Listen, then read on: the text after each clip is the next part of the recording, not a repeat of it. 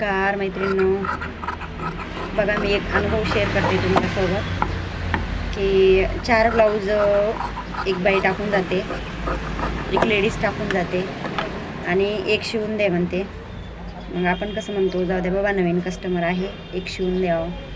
की एक शिवला की चांगला आला की दुसरे शिवायला, म्हणजे ते 4 जे आहेत त्याच्यातले शिवायला सांगते मी तुम्हाला.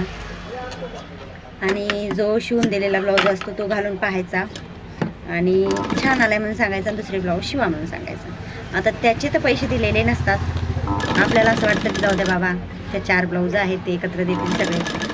आणि जेव्हा ते 4 ब्लाऊज शिवलेले असतात ते परत घ्यायला आलं की म्हणायचं तो मापाचा ब्लाऊज ठेवा, मला अजून दुसरे ब्लाऊज टाकायचे आणि मग त्याच्यासोबत मी पैसे देते. हे कितपत योग्य आहे तुम्ही सांगा बरं मला.